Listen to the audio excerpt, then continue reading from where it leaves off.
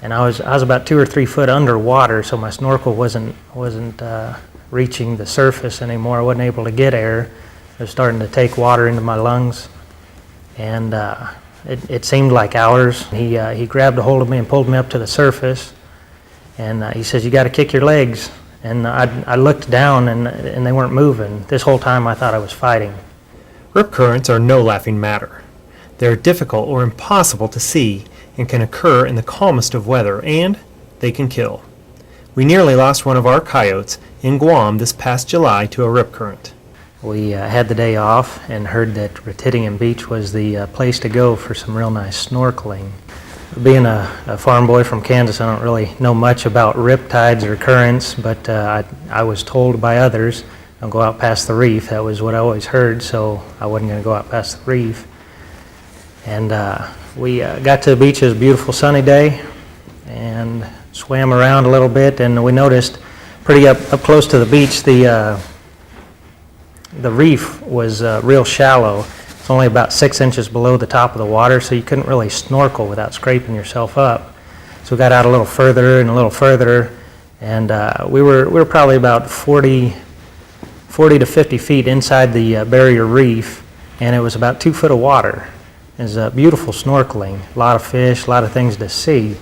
Before I knew it, I got into, the bottom of the ocean, dropped out more and more. I was in 4 foot of water, and then 10 foot of water, 14 foot of water. I popped my head up to see where I was, and I hadn't moved that far, but I was getting closer to the reef. I was still probably 15 feet inside the reef, and I was being pulled out, and I decided it was at this time I needed to turn around and head back in, because I don't want to be out past that reef and I'm getting pulled that way. And I turned around, and right when I turned around and tried to swim back in, I couldn't swim faster than it was pulling me out.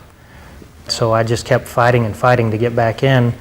And I was hollering, and the other airmen seen the stress that I was in and tried to reach for me. I remember I heard one of the airmen scream, and I raised my head out of the water, and I looked over, and she was just kind of,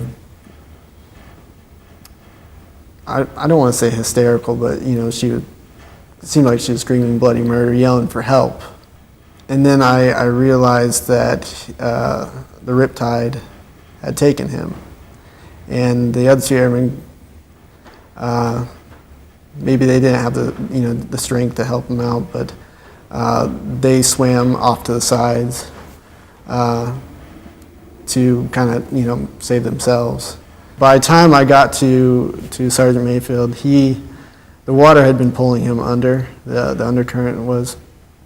I could tell that he was having trouble getting air. So I grabbed a hold of his arm and tried to help pull him up. And immediately the first thing I said to him was, was like, just start kicking your feet. Kick your feet.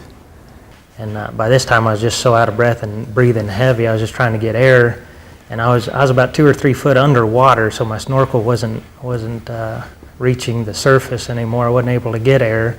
I was starting to take water into my lungs, and it seemed like hours. I know it was probably just minutes, but Airman Myers showed up by my side, and he grabbed a hold of me and pulled me up to the surface, and he says, "You got to kick your legs." And I looked down, and they weren't moving. This whole time I thought I was fighting. I thought I was moving. I could see my arms moving, so I thought everything was working, but I guess things were starting to shut down. I had no clue. And he said, kick your legs. And we tried to swim against the riptide, and we were just getting pushed out further. And he says, we gotta swim sideways. We gotta get over to that rock. It is no surprise when Kansas coyotes deploy to a beautiful location near the ocean that they will naturally want to go play at the beach. But rip currents can occur at the tamest of beaches because of offshore sandbars or reefs, or from converging wave patterns. When this happens, an area of higher water pressure occurs near the shore. That high pressure pushes back out toward the ocean, even taking swimmers with it. You will not be able to swim against this current. Trying to muscle your way straight back to shore will only exhaust you. Instead, swim laterally until you have cleared the area and then make your way back toward the beach where you can once again be a happy coyote. I will say that I wouldn't be here if it wasn't for all the individuals I was with that day. I think they all played the part. People got a hold of it, got the attention of Airman Myers. Airman Myers, he risked his own self to come after me, and I thank him for it.